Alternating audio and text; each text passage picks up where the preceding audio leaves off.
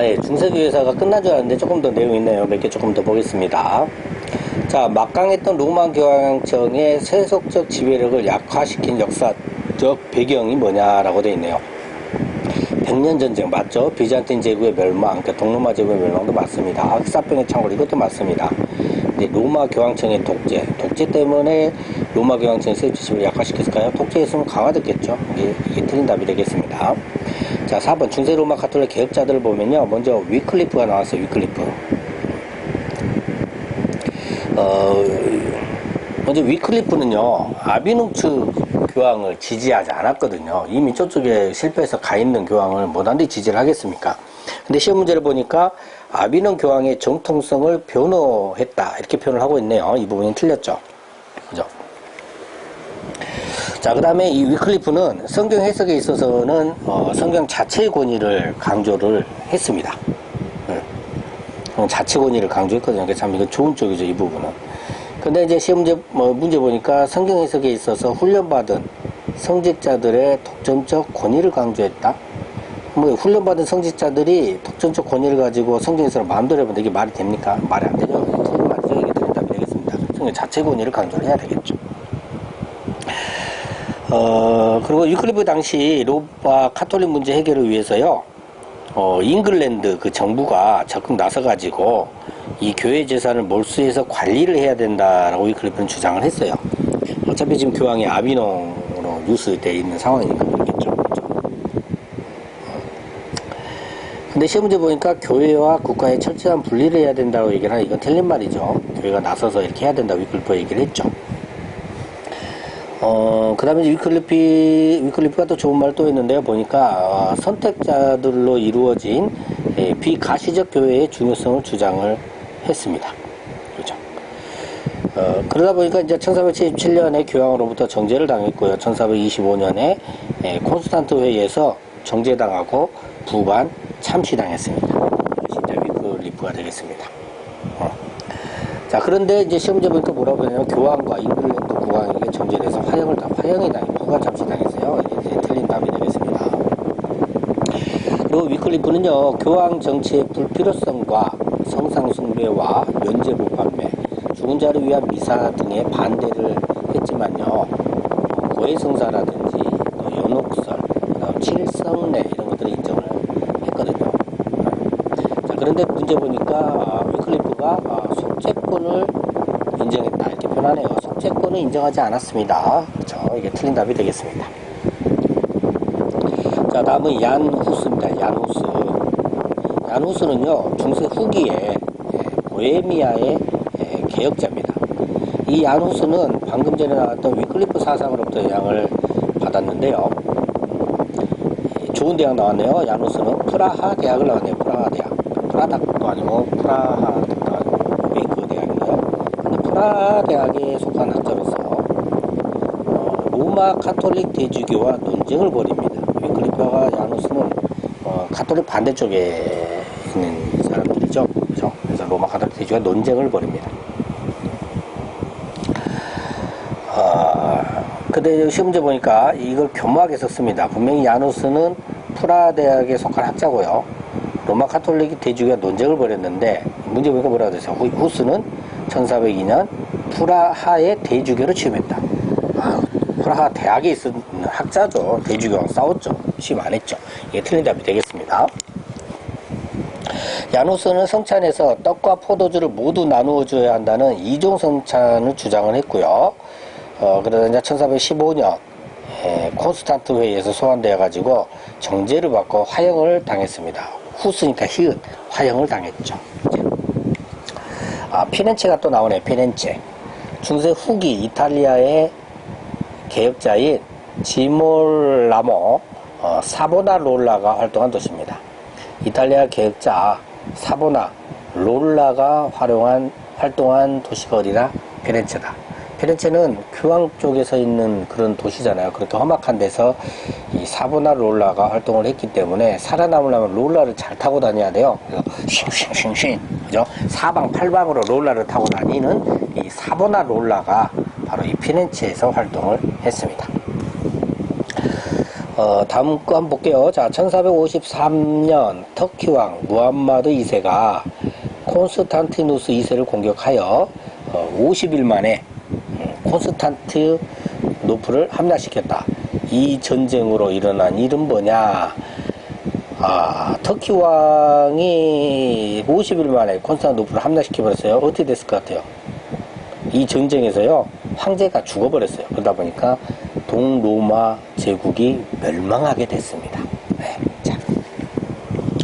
자, 이제 새로운 운동, 신앙 운동들이 일어나죠. 그런 것들을 좀 살펴보면요. 자, 먼저 에크하르트입니다. 에크하르트는 만인 제사장설을 주장했어요. 에크하르트는 만인 제사장설. 그러다 보니까 이제 뭘 인정 안 할까요? 그러면 가톨릭의 사제주의를 인정하지 않았습니다. 근데 시험 문제 보니까 에크하르트가 가톨릭의 사제주의를 옹호했다라고 되어 있죠. 자, 이 부분이 틀린 답이 되겠습니다. 자, 그 다음에 존 루이스 브리크가 나옵니다. 이 존 루이스 브리크는요, 에크하르트의 영향을 입었어요. 그래서 정서적, 내적 명상을 얘기를 했고요. 그래서 뭐 정서적, 내적 명상을 왜 하겠습니까? 이 존 루이스 브리크는 신과의 일치를 주장한 중세기 신비주의자입니다. 중세기 신비주의자.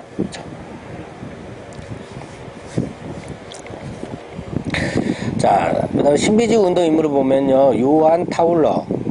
그다음에 하이니 수소, 신비하죠? 타울러, 신비하죠? 그 다음에 마이스터 에크하르트. 이것도 신비하네요. 근데 게하르트 후르테, 이게 신비한 놈 아니에요. 이거 틀린 답입니다. 이건 게하르트 후르테는 아닙니다. 게하르트 후르테는 좀 뒤에 나오니까요. 근데 이제 경건운동주의자거든요. 게하르트 후르트는 신비주의자가 아니다.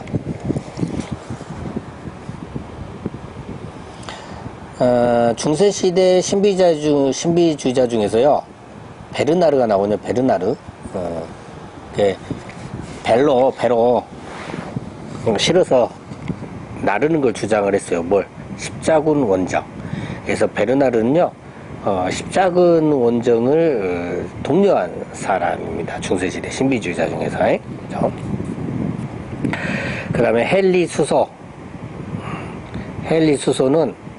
수소 같은 여자네요. 헨리 수소. 그래서 아주 어려서부터 보니까 돈은 많은 집안 태어난 것 같아요. 수소 같은 여자인데. 그래서 도미니크 수도원에 들어갔습니다. 그렇죠? 시험 문제 보니까 뭐라고 됐어요? 헨리 수소가 어려서부터 어거스틴 수도원에 들어갔다? 아니죠. 헨리 수소는 수소 같은 여자인데 돈이 많은 집에서 태어난 것 같아요. 그래서 어려서부터 어디에 들어갔다? 도미니크 수도원에 들어갔다. 이렇게 기억을 하고 계시면 될 것 같습니다. 그 다음에 아까 배로 나르는 사람이 나왔는데, 이번에는 배를 가르는 사람이 나오네요. 베가르드. 그래서 배가 갈라져 버렸어요. 어떻게? 교황 클레멘스 5세가요, 해산 명령을 내려버렸네요. 배가 갈라져 버렸네요. 근데 보니까 시험 문제는 교황 클레멘스 7세가 해산 명령을 내렸다고 됐네요. 클레멘스는 우리가 쭉 지금까지 공부해오는 과정 중에서 5세밖에 본 적이 없어요. 그죠? 그래서 7세가 내린 게 아니고 5세가 내린 겁니다. 그 다음에 신비주의는 신앙에 주관적인 요소가 많죠. 그죠? 근데 시험 문제 보니까 엉뚱한 소리를 하네요. 신비주의는 신앙에 주관적인 요소를 배제하였다. 엉뚱한 소리죠. 자, 그 다음에 중세 후기 독일에서 전개된 신비주의는 학문적인 접근을 완전히 배제하지 않았죠. 아무리 신비주의라 해도 학문을 그냥 배제하면 말이 안 되는 거죠. 그래서 그런데 이제 시험 문제 보니까 뭐라고 되어 있어요? 문제 보니까 일체의 학문적 접근을 배격하고 이렇게 되어 있죠. 이 부분이 틀린 부분이 되겠습니다. 아까 말했던 게하르트 후르테가 나오네. 게하르트 후르테는 근대적 경고운동을 했다고 얘기를 했죠. 그래서 게하르트 후르테는 일반적인 직업을 가진 채로 그 공동체 내에서 실천적 영성을 추구했습니다. 그러니까 어느 정도 생활을 하면서 공동체 내에 속했고, 거기에서 실천적인 영성을 추구하는 걸 했는데, 시험 문제 보니까 뭐라고 돼 있어요? 사유재산과 세속적 직업을 포기하는 절제된 삶을 주장했다 이렇게 되죠. 이거는 틀린 답이 되겠죠. 그래서 게하르트 때는 근대적 경영운동자고 일본적 직업을 가지면서 본호전에 속해서 실전의 연설을 추구했다라는 거죠. 자, 그 다음에 보헤미아 타보르파가 나와요. 보헤미아 타보르파는요, 타파한 사람이죠. 누구를? 귀족을. 보헤미아 타보르파는 귀족을 타파했던 사람입니다. 귀족과 싸웠던 사람입니다. 그래서 보헤미아 타보르파는요, 후스가 주장한 개혁적인 입장을 공유를 했고요. 그 결과 그 로마 카톨릭은 귀족 쪽을 지지를 했거든요. 그래서 로마 카톨릭 지지했던 어떤 대부분의 보헤미아 귀족들하고는 충돌하게 된 사람입니다. 그런데 시험 문제 보니까 뭐라고 되어 있냐면 보헤미아 타보르파는 보헤미아 귀족들의 적극적인 지지를 받았다. 그래서 타파한 사람이다. 바로 귀족을 타파한 사람이 싸웠던 사람 이렇게 들어가고 계시면 되겠습니다. 자, 14세기 중세 후기 사회를 보면요, 이슬람과의 갈등은 여전했으나 십자군 운동과 같은 군사적 충돌이 발생하진 않았습니다. 후기에는 뭐 이슬람과 전쟁을 안 했잖아요. 그렇게 표현이 되는 게 되겠죠. 근데 시험 문제 보니까 뭐라고 되어 있어요? 14세기 중세 후기의 사회에서 후기마저도 이슬람 세계와의 군사적 갈등으로 인해서 교류가 단절되었다 이렇게 주장을 하고 있잖아요. 이 부분이 틀린 답이 되겠습니다. 자, 그 다음에 교황 율리우스 2세가 나옵니다. 율리우스 2세. 자, 율리는 율리. 왠지 율리우스 하니까 좀 예술적으로 느껴지지 않습니까? 그래서 예술적인 게 많이 나와요. 이렇게 보면 바티칸의 성 베드로 성당 건축을 추진을 합니다. 그리고 이제 라파엘로를 등용을 해가지고 교황청 집무실에 아테네 학당이라는 그림을 그리게 했던 교황이 바로 뭐다? 교황 율리우스 2세가 되겠습니다. 자, 이탈리아 르네상스의 주요 인물을 보면요, 뭐 단테, 페트라르카, 보카치오, 뭐 마르실리우스 이런 애들이 나오는데요. 다 외우지는 마시고 틀린 답 하나만 볼게요. 헷갈리니까. 토마스아 캠피스, 뭐 대학 캠퍼스도 아니고 토마스아 캠피스, 그리스도를 본받아. 자, 이게 틀렸어요. 이게 틀린 답이에요. 아시겠죠? 이탈리아 르네상스의 주요 인물하고 작품 이런 거 보면 토마스아 캠피스가 그리스도를 본받아. 이게 틀린 답이다. 이렇게 길을 하고 있었다가 혹시 문제 나오면 찍으시면 되겠습니다. 자, 그 다음 마르실리우스가 나와요. 마실은 누가 다닙니까? 일반 서민들이 다니죠. 그래서 이따 보면 민중, 시민, 신자 이런 말들이 나와요. 그래서 마르실리우스는 모든 권력의 기초는 민중이며 이 민중은 국가 차원에서는 시민들의 총체이며 교회 차원에서는 신자들의 총체라고 주장을 한 인물입니다. 그래서 마르실리우스는 마실 이렇게 기억을 하시면 되겠죠. 자, 중세 후기 등장한 새로운 운동과 사조와 그 운동 및 사조가 시작된 지역은 하고 문제가 나왔네요. 어디입니까? 골라보세요. 쭉쭉쭉 틀린다. 자, 공동생활 형제단이 나왔네요. 근데 어디라고 되어 있습니까? 이탈리아. 아니네요. 틀렸네요. 공동생활 형제단은 네덜란드입니다. 대부분 이제 이렇게 문제 풀어보시다가 공동생활 형제단 이런 것들이 나오잖아요. 그럼 이들이 대부분 틀린 답이 되더라고요. 네, 아무튼 그렇게 보시면 될 것 같고요. 이탈리아가 아니라 네덜란드다. 자, 종교개혁 이전의 개혁자들이 나와요. 누굽니까? 보면 위클리프, 야누스, 사보나롤라, 그레고리는 뭐 종교개혁 이전의 개혁자가 아니죠. 오히려 교황에서 또 이름이 많이 나왔죠. 그래서 그레고리가 틀린 답이 되겠습니다. 자, 이번에는 이제 종교 개혁사를 보도록 하겠습니다. 자, 종교개혁 발생에 직접 영향을 준 사상들을 보면요, 인문주의, 스콜라주의, 신비주의 등이 있습니다. 계명주의는 틀린 답이죠. 아니죠.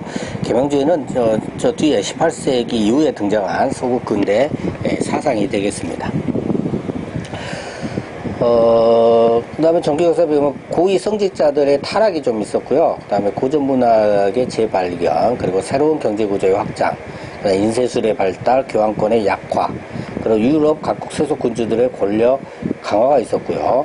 다음에 이 종교개혁이 일어나기 전 이때쯤만 해도 대중들의 어떤 종교적 필요성이 굉장히 증대됐었어요. 근데 시험 문제 보니까 뭐라고 돼 있어요? 종교 문제에 대한 무관심. 이 부분, 이게 틀린 답이 되겠습니다. 자, 종교개혁 발생된 중세말 로마 카톨릭의 문제는 뭐냐고 했을 때 한마디로 표현하면 총체적입니다. 그래서 여러 가지 많은 문제점들이 있는데요. 그래도 틀린 답 문제 보니까 이건 좀 틀렸네요. 대학에서의 신학교육의 약화. 로마 카톨릭이 어떤 자기네들 신학교육을 안 한 건 아니잖아요. 그죠? 이 부분이 틀린 답이 되겠습니다. 자, 르네상스 인문주의에서 보면은 어드폰테스라는 표가 있었어요. 어드폰테스는 뭐냐면 근원으로 돌아가기. 이게 르네상스 인문주의입니다. 네, 그래서 르네상스 인문주의의 표입니다. 어드폰테스, 근원으로 돌아가기. 자, 그 다음에 이제 르페브로 데타블입니다. 데타블. 네, 데타블. 데타, 테이블에서 성경 공부를 한 거죠. 그래서 르페브로 테타블은요, 프랑스 인문주의자인데, 파리 대학의 학생들하고요, 성경 공부 모임을 인도했습니다. 어디서? 테이블에서. 그래서 르페브로 테타블이 되겠죠. 그죠? 그래서 이 르페브로 테타블은 칼빈에게 영향을 나중에 주게 되죠. 그 다음에 이제 에라스무스가 나오네. 에라스무스가 나옵니다. 에라스무스는 이제 헬라어 성경이 연결이 돼야 되죠, 우리가. 그죠? 그래서 에라스무스는 헬라어 성경을 편집 및 발간했습니다. 그리고 그러면서 볼게이트 성경의 문제점을 지적을 했거든요. 근데 문제를 보니까 에라스무스가 히브리 문법책을 발간했다라고 얘기를 하는데 이거 틀린 주장입니다. 에라스무스는 헬라어만 가지고 했습니다. 자, 그 다음에 이제 그 에라스무스의, 이거 이제 좋은 쪽은 아니거든요. 그래서 보면 의지의 자유에 대하여라는 게 있어요. 여기서 주장하는 건 뭐냐면 하나님의 은총에 우리의 노력이 결합이 되어서 완전히 이룰 수 있다라는 주장을 하는 겁니다. 자, 이 문제 보니까 뭐라고 돼 있어요? 에라스무스가 중립적이며 절대적 의미의 인간 의지는 존재하지 않는다. 이런 좋은 말을 해버렸네. 에라스무스는 안 좋은 쪽인데 이게 틀린 답이 되겠죠. 자, 저작을 보면 엔키리디원, 광우의 창, 의지의 자유에 대하여 이런 거 다 안 해오셔도 됩니다. 답이 뭐예요? 유토피아가 틀렸잖아요. 유토피아. 기억나시죠? 이게 틀린 답이 되겠습니다. 유토피아는 이제 정확히 보면 토마스 모어의 작품이잖아요. 그죠? 네. 그 다음에 이제 종교계에게 영향을 준 인문주의자를 보면요, 당연히 에라스무스 당연히 들어가겠죠. 그 다음에 방금 그 전에 했던 르페브로 테타브도 당연히 들어갑니다. 그 다음에 이제 요한 로이 힐린도 들어가요.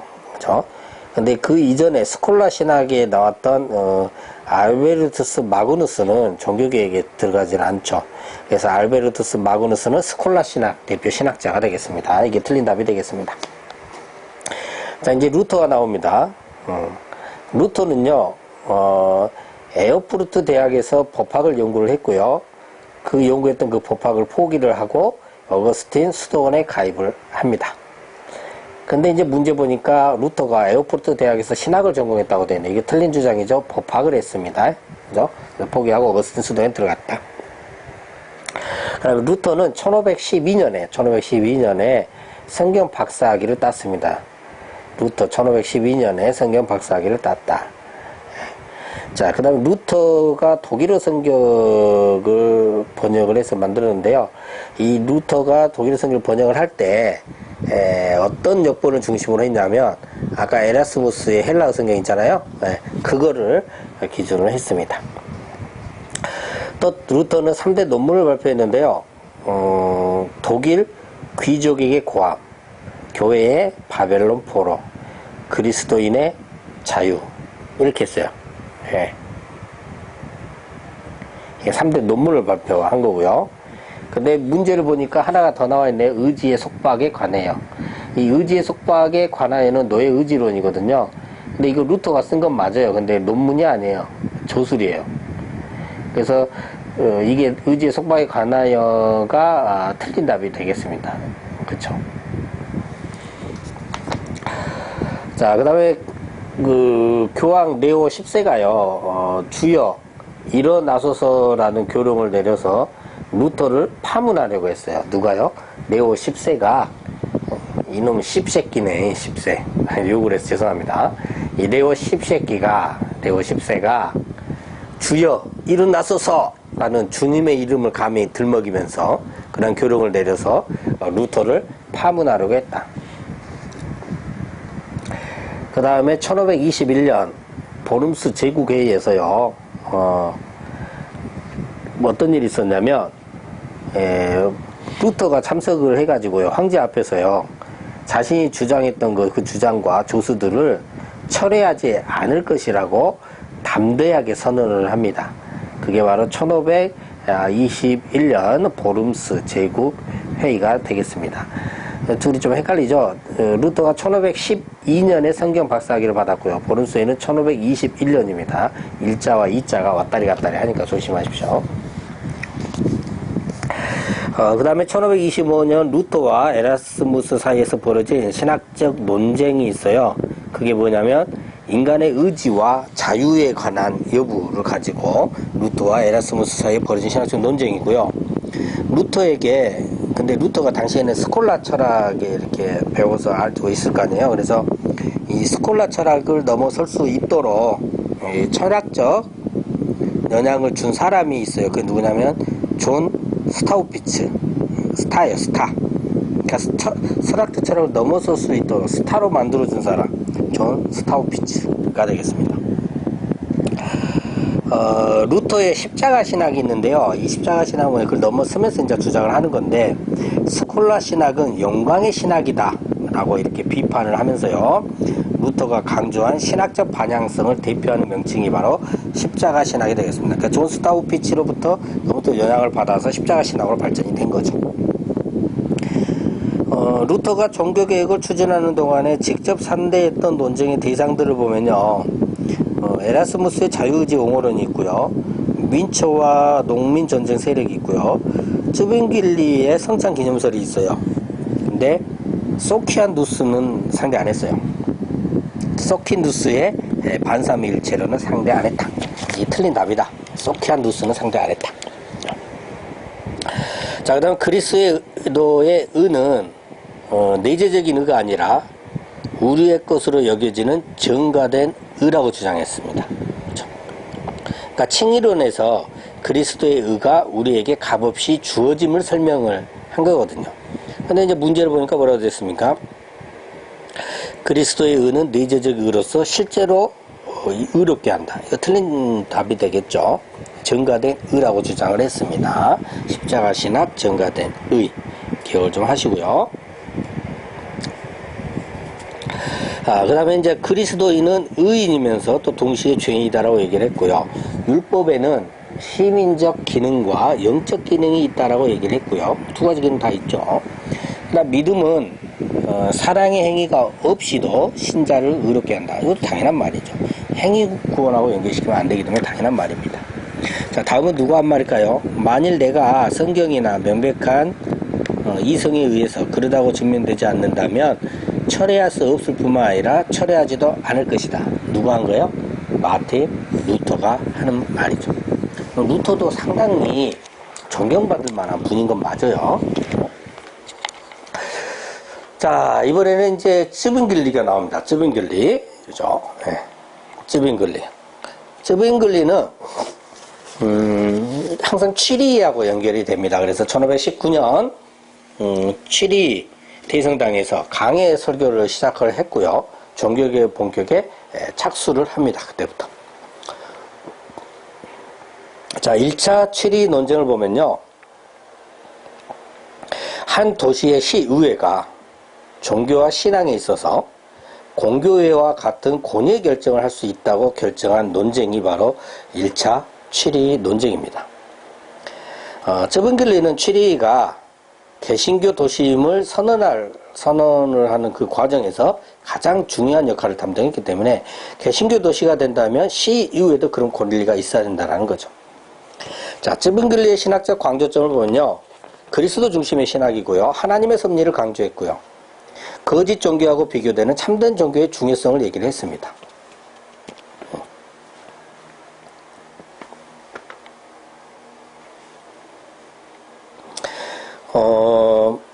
근데 지금 도시 자체가 뭐라 했어요? 개신교 도시 뭐 이런 걸 주장하고 있잖아요. 쯔빙길리가. 그래서 문제 보면 이건 틀린 주장 같죠.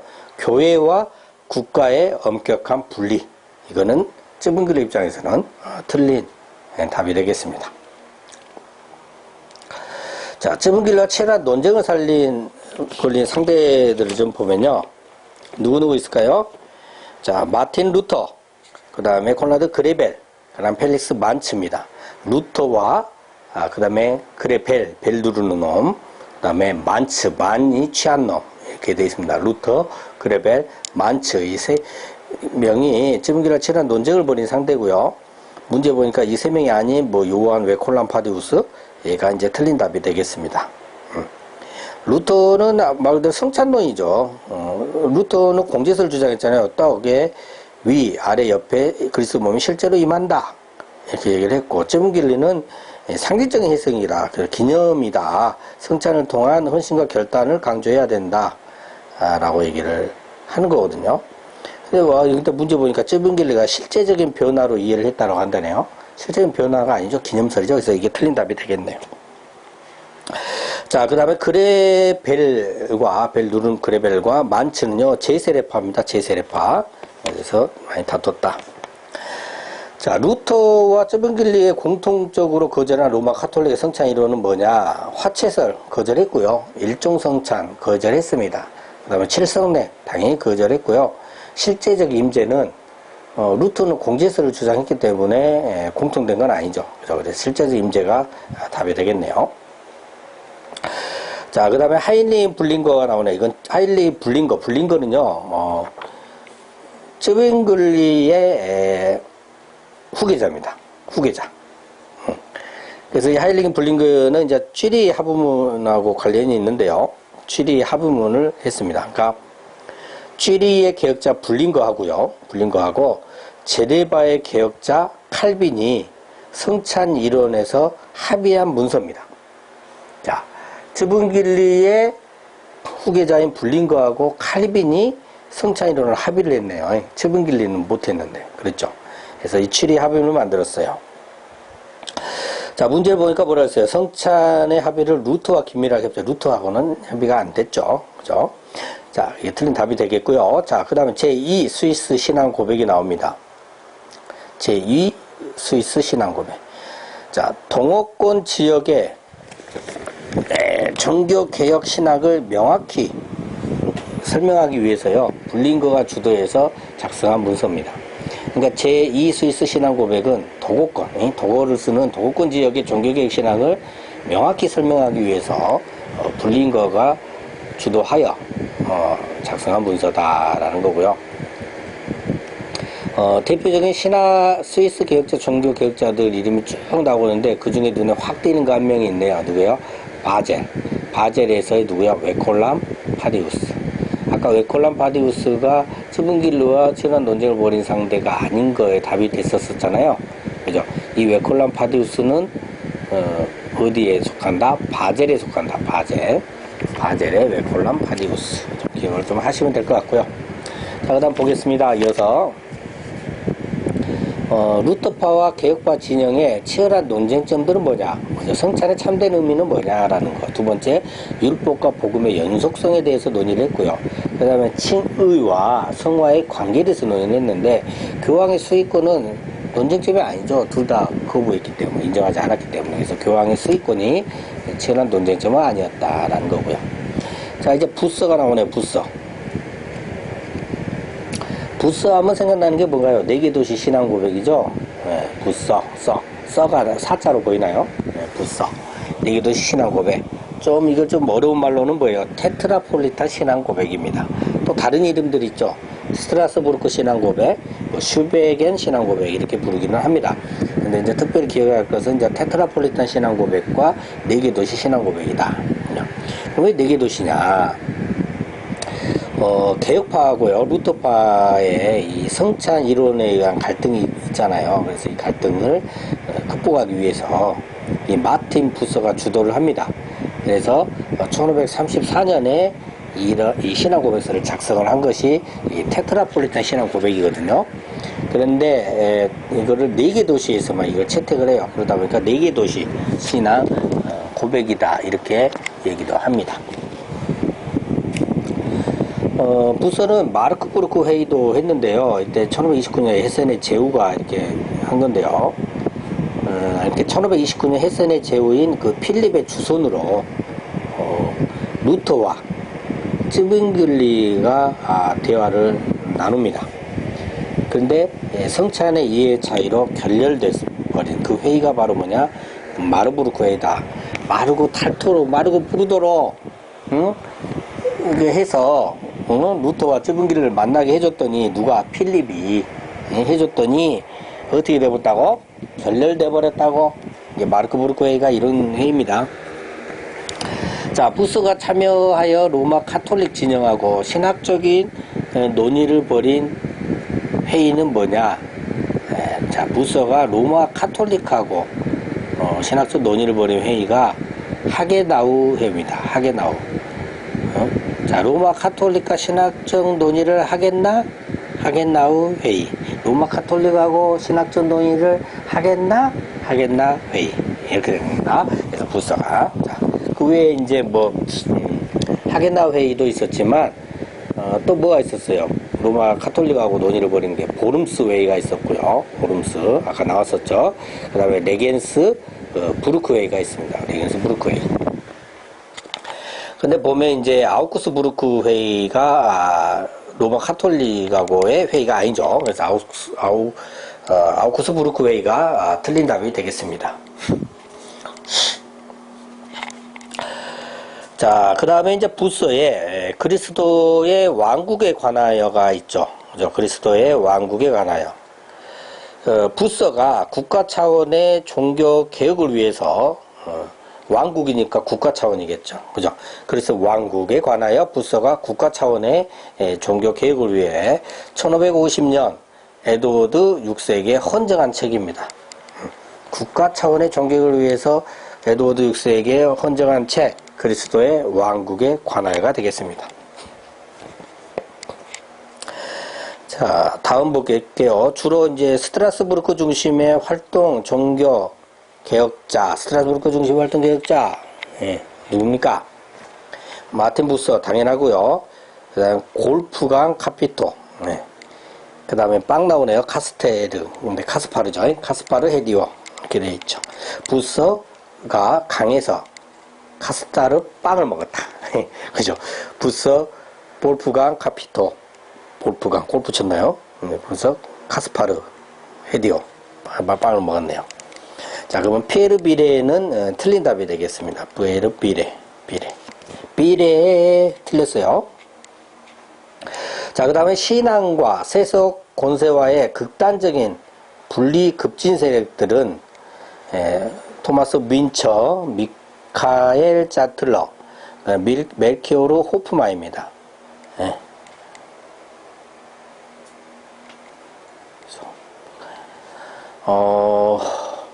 윈처, 네 처를 밀었다?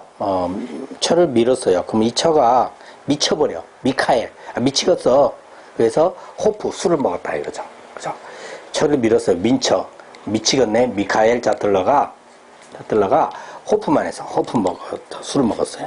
자, 이것이 이제 극단적 분리 급진 세력입니다. 여기 해당하는 사람이 누구예요? 카스파르, 또 빵은 해당이 안 됐어. 급진 세력하고는. 카스파르 슈팽크벨트예요. 슈팽크벨트. 이게 해당이 안 됐다. 이게서 틀린 답이다. 라는 겁니다. 자, 이제 제세례파 회의가 보이네요. 제세례파 회의. 여기도 이제 급진 세력이잖아요. 그러니까 엄격한 권징을 시행해서 교회의 순수성을 확보하고 세속의 검과 영적의 검은 절대 함께 할 수 없다.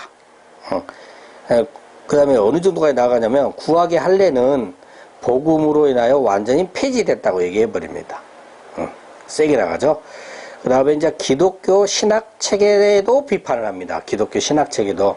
그러다 보니까 이 제세례파는 어떤 체계를 갖춘 신학적 관점을 제시를 하지는 않았어요. 그죠?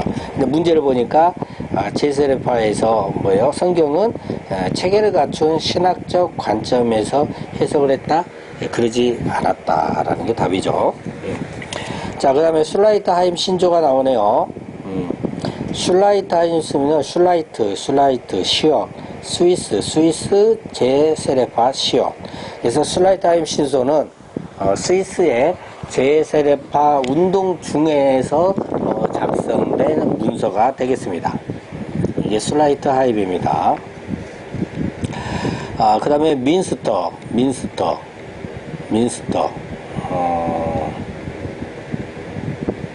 괴물인가요? 괴물. 이거 좀 기분하고 좀 비슷하죠?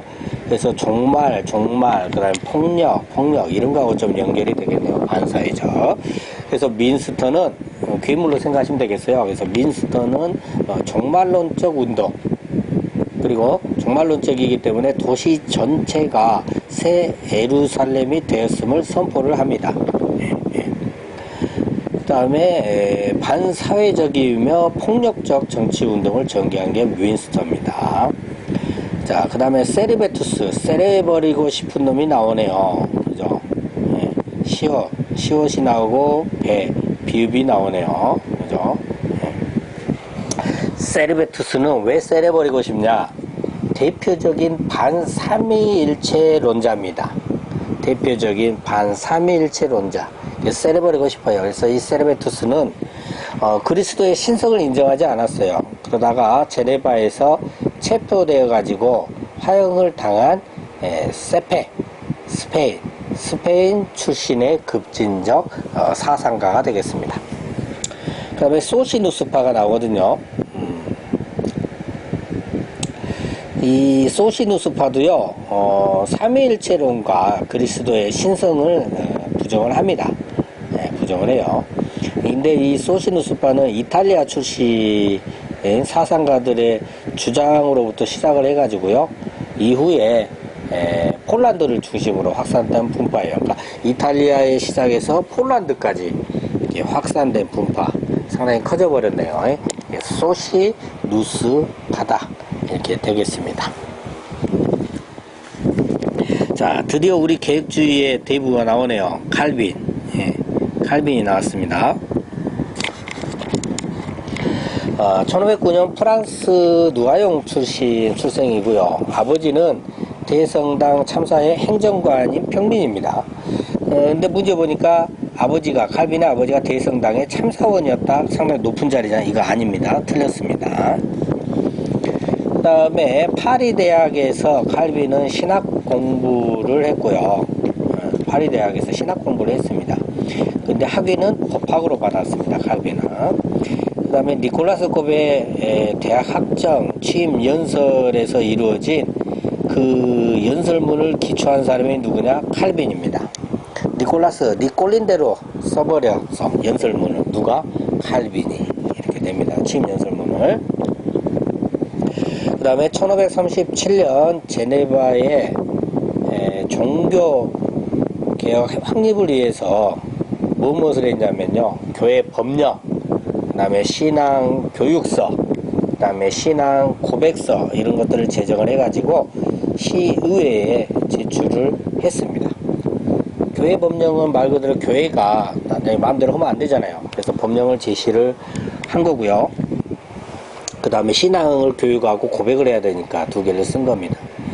근데 제출 문서가 아닌 것 중에 답이 기독교 강요예요. 기독교 강요는 시의회에 제출한 게 제네바 시의회에 제출한 게 아니고요.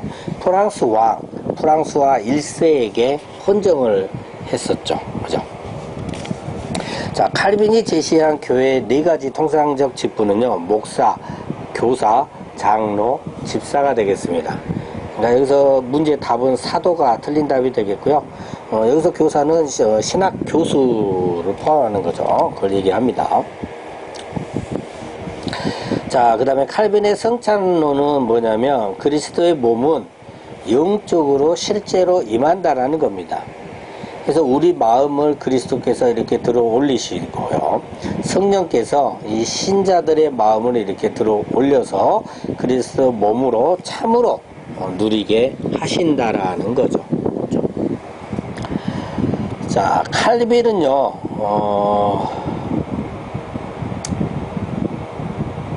이런 말을 했어요. 그리스도의 영광, 그리고 성령께서 눈을 열어주신 몇몇의 소수의 사람들만이 그 영광을 보았다.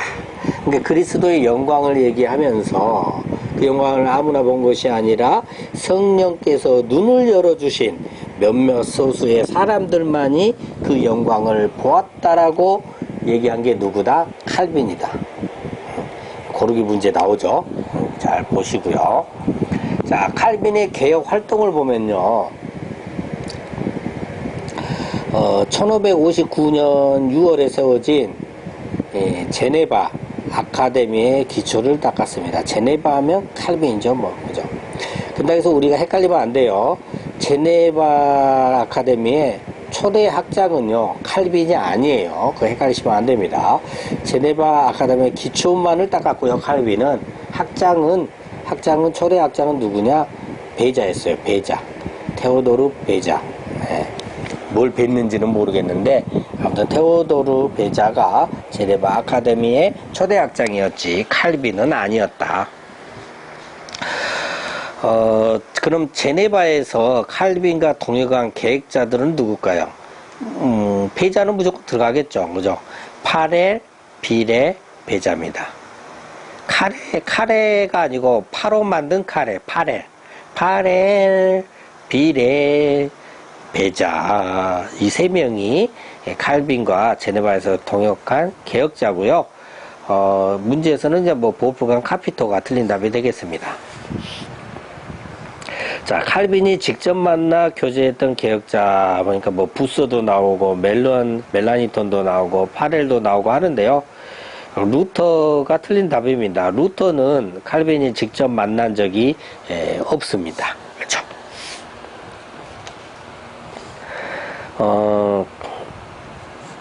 칼빈의 종교 개혁 활동으로 방문했던 도시들도 나오는데요. 자, 먼저 제네바 나오죠. 그 다음에 스트라스부르크 맞습니다. 자, 그 다음에 바젤 맞죠? 칼빈은 비텐베르크는 간 적이 없습니다. 그래서 비텐베르크는 틀린 답이다. 이렇게 되겠네요.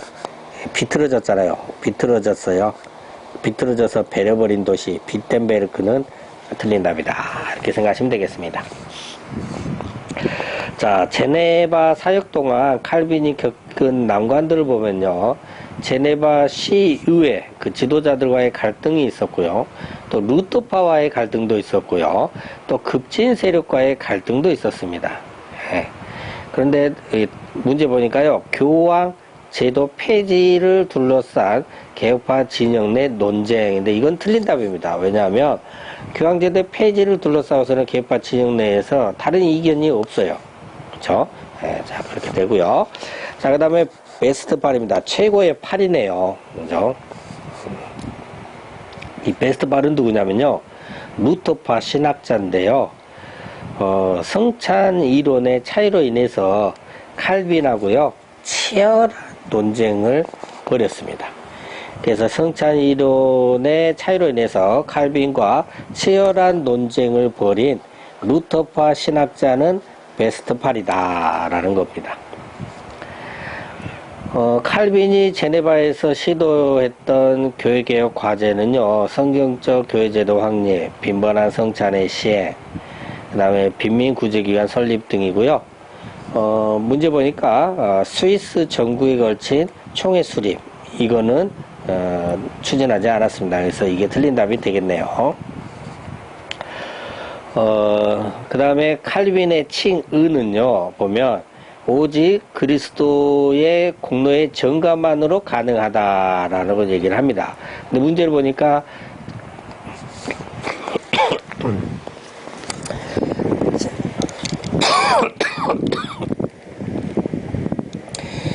칭의된 이유, 신자의 구원을 위한 추가적인 이유를 더한다. 이거는 이제 칼빈의 주장이 아니었죠.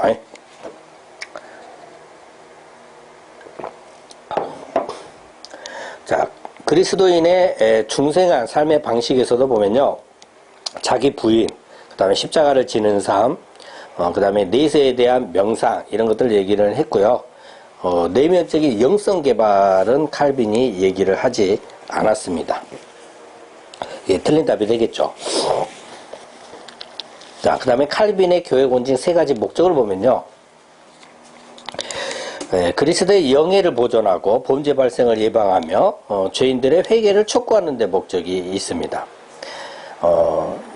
다음에 보니까 기독교 사회의 평화와 안정을 도모한다. 이거는 목적에 해당하지 않죠. 이게 틀린 답이 되겠습니다.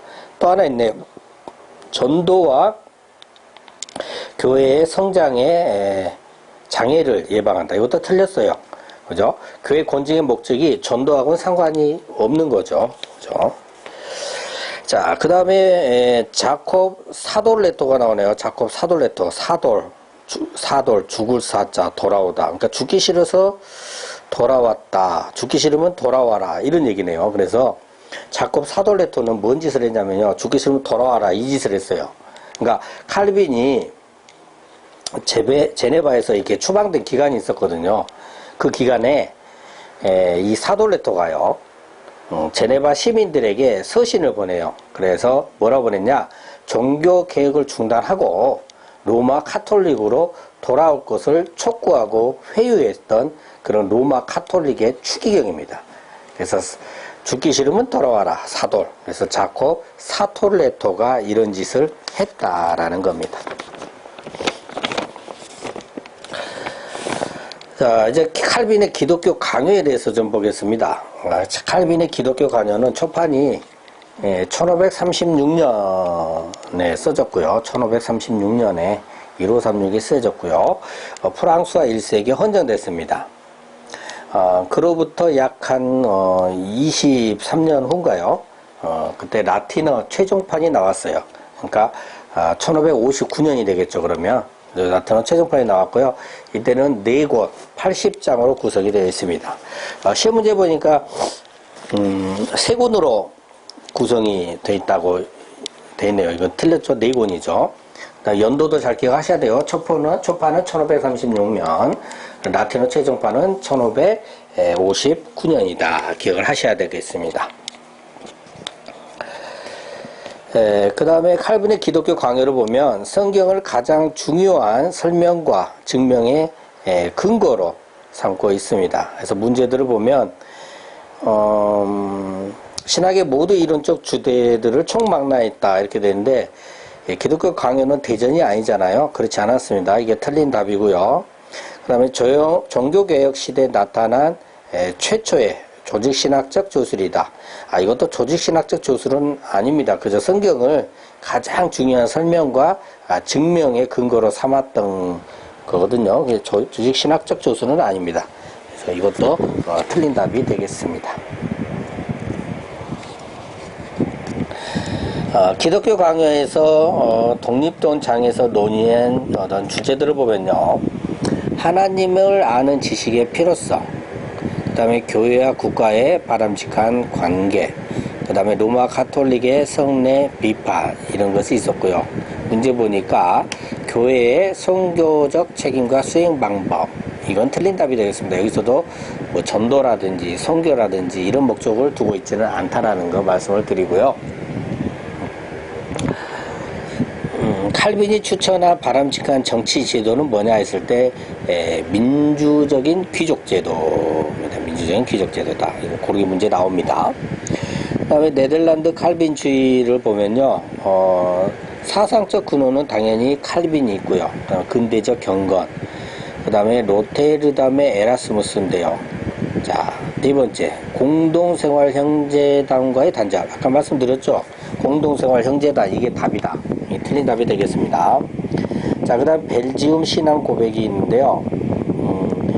벨지움 신앙 고백은요, 칼빈의 영향을 강하게 받았어요. 벨지움은 칼빈의 영향을 받았다. 근데 문제를 보니까 루터의 영향을 받았다 이렇게 돼 있잖아요. 이게 틀린 답이 되겠습니다. 다음은 5번째로 잉글랜드와 스코틀랜드의 종교 개혁을 보겠습니다. 헨리 8세가 나오는데요. 우리가 이제 기억을 좀 하셔야 되는데, 헨리 8세 하면 수장령을 기억을 해야 돼요. 수장령. 그럼 이 수장령이 뭐냐? 국왕이 그 국가의 교회의 수장이다라는 것을 주장하는 겁니다. 국왕이 수장하겠다, 주장하겠다 이거죠. 그래서 국왕이 수장이다, 수장령. 이것을 발표하니까 이것 때문에 잉글랜드에 종교 개혁이 일어나게 됐어요. 왜? 종교에서 뭘 했는데요? 교회 독립 선언을 한 거죠, 한마디로. 그렇죠? 그래서 이렇게 된 인물이 누구다? 헨리 8세다. 기억을 하셔야 됩니다. 자, 그 다음에 이제 에드워드 6세 제위 시기일인데요. 이때 공동기도서가 나옵니다. 공동기도서가. 에드워드 6세 때. 그래서, 잉글랜드의 실질적인 종교 개혁을 위해서, 크랜머가, 부서를 비롯한 개혁자들의 도움을 받아서 1552년에 개정해가지고요. 전국에 보급했던 그런 문서가 되겠습니다. 이것이 공동 기도서입니다. 자, 그 다음에 이제 그 잉글랜드와 스코틀랜드에서는요, 종교개혁을 위해서 대륙의 종교 개혁자들을 이렇게 영입을 했었거든요. 그때 영입된 것들이 뭐 마틴 부서, 그 다음에 요한 라스코, 그 다음에 피터 마터 버미글리. 그러니까 부서가 디스코, 라스코에 가서 버미글리를 쳤다. 이렇게 좀 기억을 하셔도 될 것 같은데 좀 안 맞긴 하죠. 그죠? 자, 틀린 답은 뭐예요? 필립 멜란히톤입니다. 사실 멜란히톤을 이렇게 영입을 하고자 했었거든요. 근데 이제 끝내 영입하지는 못하게 됐었습니다. 그 다음에 이제 스코틀랜드 종교개혁 초기에 개혁 운동을 시도한 인물들을 보면요. 이제 패트릭 해밀턴, 그 다음에 조지 위샤브, 존 녹스가 있습니다. 해밀턴, 바닷가에 가서 샤브샤브를 먹고 녹차를 먹었다. 이런 얘기죠. 바닷가 해밀턴에 가서 샤브샤브를 먹고 존 녹스, 녹차를 마셨다라는 거죠. 그럼 여기 해당 안 되는 게 누구예요? 커트버스 톨이죠, 톨.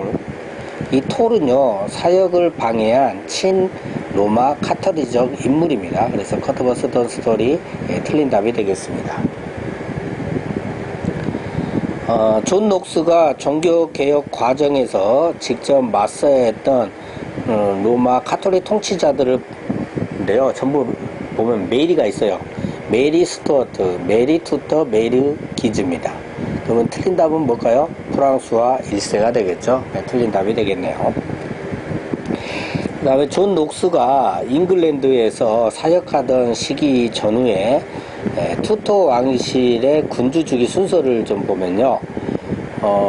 좀 정확히 기억하셔야 돼요. 자, 헨리 8세, 그 다음에 에드워드 6세, 그 다음에 메리 여왕, 그 다음에 엘리자베스 1세. 이 순서입니다.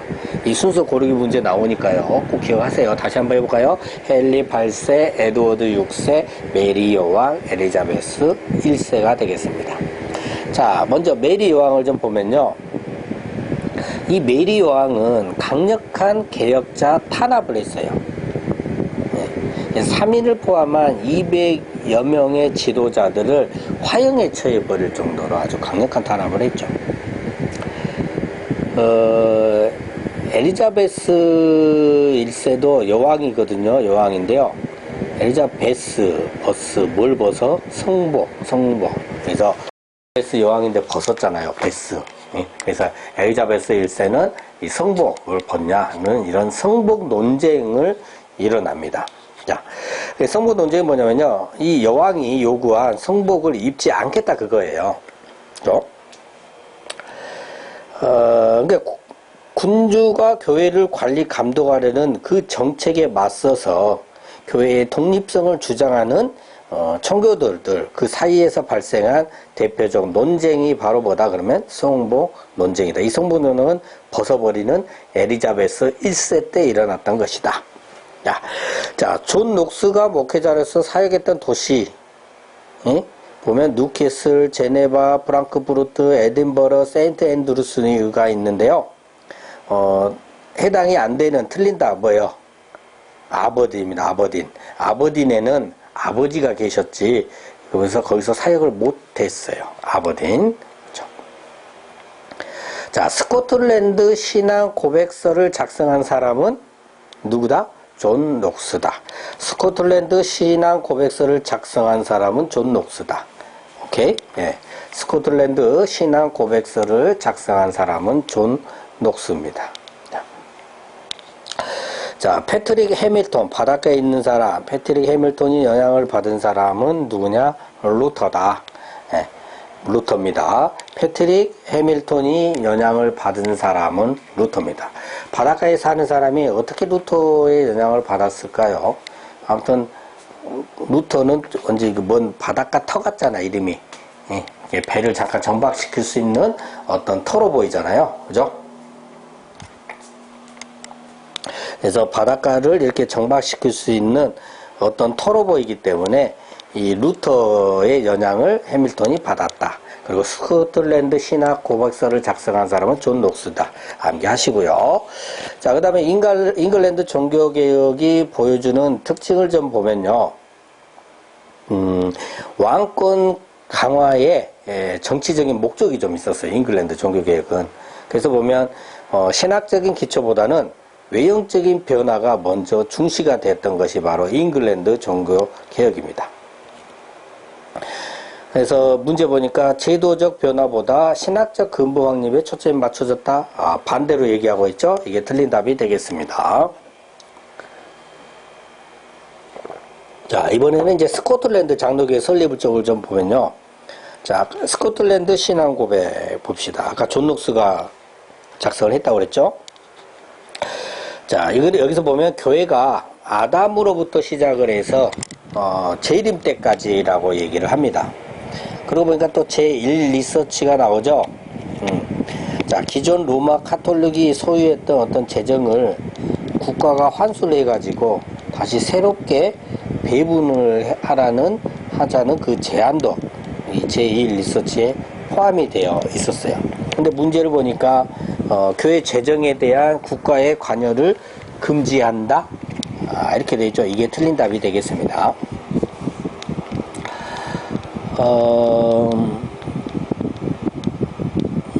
그 다음에 이제 앤드루 멜빌이 나오죠. 그러니까 제 1서치 끝 부분에서 이제 그러니까 엔드 끝이잖아요. 끝. 그러니까 이 앤드루 멜빌은 제 1서치가 끝났다. 엔드다. 이렇게 생각하면 되겠어요. 그럼 앤드루 멜빌은 뭘 했을까요? 당연히 제2 리서치를 제정을 했겠죠. 그래서 제2 리서치 제정을 해서 스코틀랜드 종교개혁 확립에 크게 기여한 인물이 앤드루 멜빌입니다. 그래서 엔드, 그죠? 제1 리서치가 끝났다. 이렇게 생각하시면 되겠고요. 자, 이제 로마 카톨릭의 대응과 루터파 종교개혁의 전개에 대해서 조금 살펴보도록 하겠습니다. 힘드시더라도 조금 더 힘을 내시고요. 자, 트렌트웨이가 나오네요. 트렌트웨이는 로마 쪽에 아니 교황 쪽에 해당이 되잖아요. 그래서 뭘 개혁한다라기보다는 행정적 개선 쪽에 초점이 맞춰져 있습니다. 그래서 보면 종교 개혁에 맞서서 로마 카톨릭의 신학적 입장을 분명히 확립을 하기 위해서 1545년에 처음으로 소집된 회의가 되겠습니다. 여기서는 외경도 역시 참고할 수 있는 권위 있는 기준으로 인정을 합니다. 물론 외경을 어떤 계시된 정경으로 인정을 하지는 않았습니다. 근데 문제는 보니까 뭐라고 하고 있어요? 외경 역시 성령으로 영감된 하나님의 계시다. 이렇게 표현하고 있네. 이거 틀린 답이 되겠죠. 자, 그 다음에 그리스도의 의는 하나님의 심판대 앞에 설 때까지 계속 주입돼서 내재된 의를 돕는다. 참 이게 로마 가톨릭다운 그런 얘기를 하고 있네요. 자, 문제 보니까 뭐라고 됐어요? 오직 그리스도의 의에 정가나 죄의 사함만으로 죄인이 의롭게 된다. 이건 우리 개혁주의적에 맞는 얘기잖아요. 그래서 로마 가톨릭에서 이거 틀린 답이 되겠죠. 트렌트웨이에서는. 자, 그 다음에 칭의와 그러니까 성화를 구별하는 종교개혁 신학의 이해를 정제를 해버립니다. 우리는 칭의하고 성화는 구별되어 있잖아요. 이거를 정죄를 해버렸네요. 나쁜 놈들이네. 그래서 문제를 보니까, 중생하고 칭의된 사람은 자신의 예정된 사람들 가운데 포함되었음을 확신할 수 있다. 그래서 성화의 어떤 논리를 완전히 배제시켜버린. 이거는, 틀린. 이게 틀린 말이에요. 무슨 말이냐면, 우리는 중생하고 칭의된 사람은 예정된 사람들 가운데 포함되었다. 우리는 이렇게 확신하잖아요. 이걸 인정을 안 하는 거죠. 트렌트웨이에서는. 자, 그 다음 마지막 트렌트웨이 거 하나 있네요. 자, 뭡니까? 구원에 유익을 얻을 수 있는 희생으로서의 미사 개념. 이렇게 돼 있어요. 이게 안 맞죠. 우리하고는 안 맞죠. 그래서 문제 보니까, 세례와 성찬만이 그리스도께서 친히 제정하신 합법적인 성례다. 이건 우리 주장에서 맞는 거잖아요. 그러니까 트렌치웨이에서는 틀린 답이 되겠습니다. 자, 이제 스페인의 새로운 영성 운동에 대해서 좀 살펴보겠습니다. 자, 먼저 추기경 히메네즈가 나오네요. 추기경 히메네즈. 히메네즈는요, 이사벨라, 안 좋은 여왕이죠. 이사벨라 여왕을 도와서, 로마 카톨릭 개선을 주도하고요. 원어 성경을 편찬했습니다. 히메네즈가 원어 성경을 편찬을 했고, 안 좋은 여왕, 이사벨라 여왕을 도와서, 로마 카톨릭의 개선을 좀 주도를 했다라는 겁니다. 자, 그 다음에 이제 로열라가 창시한 예수회. 예수회는 로마 카톨릭 쪽이잖아요. 그러니까 성인 숭배와 성물 숭배는 교황의 명령에 의해서 가능하다고 봤습니다. 우리는 뭐라고 해요? 자, 문제 보니까 성인 숭배와 성물 숭배를 성경을 통해서 분별을 해라. 이렇게 돼. 이건 우리 입장이고. 그래서 여기는 틀린 답이 되겠죠. 자, 3번. 독일 루터파 종교개혁 전개에 대해서 좀 살펴보겠습니다. 자, 먼저 나오는 게 이제 슈말카트 전쟁인데요. 이 슈말카트 전쟁에서 개신교 측이 패하게 됐습니다. 패했어요. 근데 문제를 보니까 이 개신교 측이 전쟁에 승리했다. 이거 틀린 주장이죠. 틀린 답이고요. 그 다음에 또 보니까 뭐가 있나요? 독일 안에 카톨릭 세력은 종교개혁 운동 세력을 제거하기 위해서 전쟁하겠다는 생각을 가지고 있지 않았다? 전쟁했잖아요. 이것도 틀린 답이 되겠습니다. 자, 그 다음에 레겐스부르크 제국회의가 있는데요. 여기 뭐 칼 5세가 소집을 했는데요. 개신교 프로테스탄트에 대해서 무력을 사용하기로 한 계기가 된 회의가 바로 레겐스부르크 제국회의가 되겠습니다. 문제 보니까 이제 개신교 프로테스탄트인데 이 프로테스탄트 영주들이 대부분 참석했다 이 회의에 말이 안 되는 거죠. 여기 화요했으면 우리한테 공격을 해라 이 결정이 됐을 리가 없잖아요. 그죠? 그래서 이게 틀린 답이 되겠네요. 자, 그 다음에 아우크스부르크 잠정안입니다. 아우크스부르크 잠정안.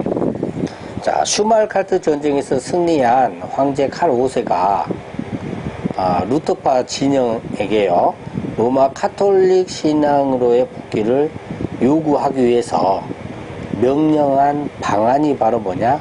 아우스부르크 잠정안입니다. 니들 전쟁에 쳐놓고 뭐다니 거기서 버티냐? 좀 이거잖아요. 그죠? 여기서 이제 좀 구별할 게, 루터파의 아우크스부르크 신앙 고백이 있어요. 루터파의 아우크스부르크 신앙 고백. 여기 보시면은 쭉 하다가 그리스도의 실제의 몸과 피가 실제로 임재한다 이렇게 표현되어 있거든요. 그래서 이 아우크스부르크 잠정안과 루터파의 아우크스부르크 신앙 고백은 좀 다른 겁니다.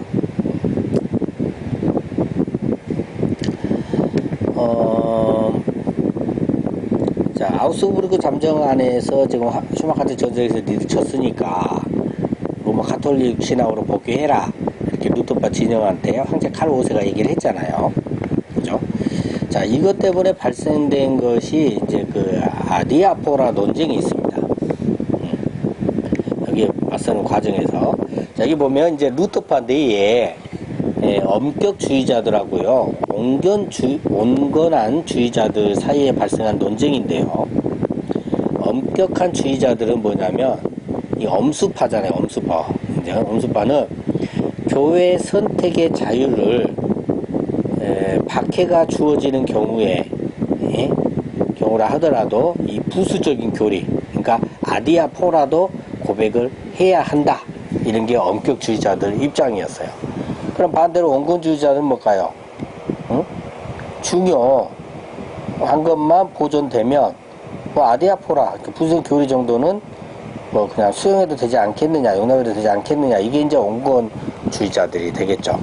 그래서 그 온건주의자들의 대표적인 게 보면 멜라니톤이 나옵니다. 멜라니톤, 멜론이죠. 그래서 신학총론을 썼어요. 멜라니톤 신학총론. 자, 멜라니톤은요, 부스와 칼빈을 비롯한 개혁파 신학자들과 우호적인 관계와 신학적 교류를 계속 했던 그런 사람이에요. 그렇죠? 근데 문제 보니까 뭐라고 돼 있어요? 멜라니톤이 우호적 관계와 신학적 교류를 계속한 것이 아니라 누구예요? 부스와 칼빈을 비롯한 개혁파 신학자들과 치열하게 신학적으로 대립했다. 이렇게 되죠. 이거 틀린 거죠? 자, 틀린 답이 되겠습니다. 자, 그 다음에 멜라니톤의 이 신학총론은 종교개혁 신학을 체계적으로 정리해서 제시했던 그런 저서가 되겠습니다. 그죠? 근데 이 멜라니톤은요, 이 신칭의만 보존이 된다면 본질이 아닌 부수적인 교리인 아디아포라들은 용납이 가능하다는 주장을 했어요. 그러니까 멜라니톤은 뭐 온건주의자하고 좀 비슷한 그런 입장이 되겠죠. 여기서 두 가지 더 볼 게 있죠. 이 부분에서. 자, 먼저 요한 아그리콜라가 있어요. 콜라. 아그리콜라. 아주 그냥 콜라처럼 시원한 주장을 싹그리 싸잡아서 해버리는 건데, 뭐냐면 율법 폐기론을 주장을 해버립니다. 요한 아그리콜라가요. 그래서 요한 아그리콜라는 모든 율법이 완전히 폐기되었다는 율법 폐기론을 주장했다라는 겁니다. 자, 그 다음에 일치신조가 있어요. 일치신조. 일치신조는 16세기 후반에 이 독일의 루터파를 보면요, 그 루터파 내에서 발생했던 문제들이 있어 보니까 뭐 신학적인 논쟁이라든지 어떤 종교개혁 반영에 대한 그 입장이라든지 그런 이런 것들의 그 입장 차이를 종결해서 일치시키기 위해서 1577년에 제정된 문서, 이게 일치신조가 되겠습니다. 그럼 이제 대표적인 그 입장 차이를 보이는 게 엄수파와 온건파잖아요. 그죠? 그럼 이게 하나로 일치를 시키려면 누굴 따라가야 될까요? 누가 양보를 안 할까요? 엄수파가 양보를 안 하겠죠. 그래서 일치신도는 아디아폴에 있어서 엄수파의 입장을 취하고 있다. 이렇게 볼 수가 있겠습니다. 자, 그 다음에 이제 알아. 뭘 알아? 카톨릭주의자인지 알아. 이거예요. 그래서 아라 동맹을 체결한 대부분의 사람들은 누구냐? 카톨릭주의자다라는 거고요. 대신 이제 우트레흐트 조약 체결한 대부분의 사람들은 칼빈주의자입니다. 레흐트 하면 칼빈입니다. 아시겠죠? 레흐트는 칼빈이다. 이렇게 되죠. 그래서 아르미니우스주의가 있는데요. 이 아르미니우스주의가 이 칼빈주의하고 다른 점은 예정론에 있습니다. 예정론. 그래서 아르미니우스는 성령과 협력하여 중생의 삶을 살 수 있다라고 얘기를 합니다. 근데 우리 칼빈주의 예정론은 그렇잖아요. 창세전부터 예정되어 있다라는 거죠. 그죠? 네, 문제 하나 보면요. 아담의 타락 이전에 이미 인간의 구속은 예지되었고 계획되었다라는 것은 이건 칼빈도 동의를 했고 배자도 동의를 했고 타락 전 예정설이잖아요. 이거는. 근데 근데 아르미니우스는 동의를 안 했겠죠. 이제 문제 보니까 아르미니우스도 동의했다. 이게 틀린 답이 되겠죠. 자, 칼빈주의 5대 교리를 채택한 회의는 칼빈하면 레우트가 나와야 된다 했잖아요. 아까 우트 레우트 조약 체결도 칼빈주의자들이 했다 했죠. 그럼 칼빈주의 5대 교리를 채택한 회의는 뭐냐? 도르트 레우트 회의예요. 레우트는 칼빈입니다. 아라는 가톨릭입니다. 가톨릭주의자. 자, 그 다음에 캐더린 드 메디치가 나왔네요. 메디치, 캐더린 드 메디치. 이거는 이제 개신교 진영을 억압을 했던 그런 섭정한 여왕이라고 해야 되나요? 아무튼 그렇죠. 그래서 캐더린 드 메디치는 앙리 2세의 왕비입니다. 근데 이 남편이요 급작스럽게 죽어요. 그러면 이제 어린 아들이 왕이 됐을 거 아니에요. 그래서 왕이 된 어린 아들 대신 섭정을 합니다. 섭정을 해요. 그러면서 프랑스의 종교 개혁을 억압했던 그런 인물이 바로 캐더린 드 메디치가 되겠습니다.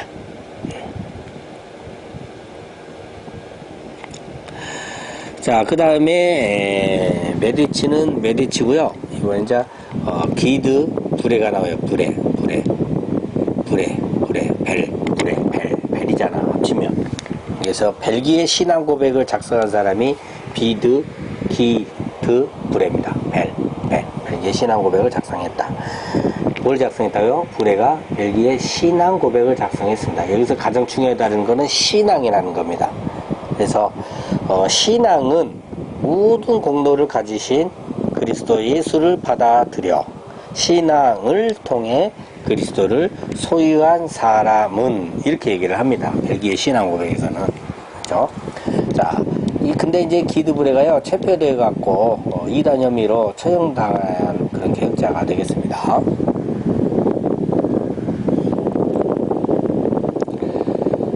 자, 종교개혁 시대 개혁파 진영에서 출연한 신앙 고백서와 교류 교육서 작성 순서를 보면요. 푸스벨하입니다. 따라서 해보세요. 시작. 푸스벨하.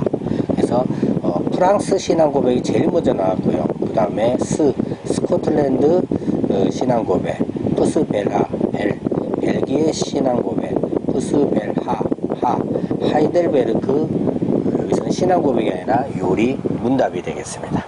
자, 그럼 제일 먼저 나온 이 프랑스 신앙 고백은요, 역사상 최초로 전국적 차원에서 열린 개혁교회의 총회에서 공식적으로 채택된 신앙 고백입니다. 이것이 프랑스 신앙 고백이죠. 자, 개혁파 진영에서 발표한 신앙 고백은 프랑스 신앙 고백, 벨기에 신앙 고백, 아까 스코틀랜드 신앙 고백 세 개는 당연히 포함이 되고요. 이외에 이제 제2 스위스 신앙 고백, 제2 바젤 신앙 고백도 해당이 됩니다. 다만 슈말카트 신앙 고백이 있죠. 이거는 틀린 답이 되겠습니다. 아까 슈말카트 전쟁 우리 개혁주의가 졌잖아요. 그죠? 그래서 슈말카트 신앙 고백은 아니다. 자, 종교개혁자들과 그들의 작성한 대표적인 문서를 보면요.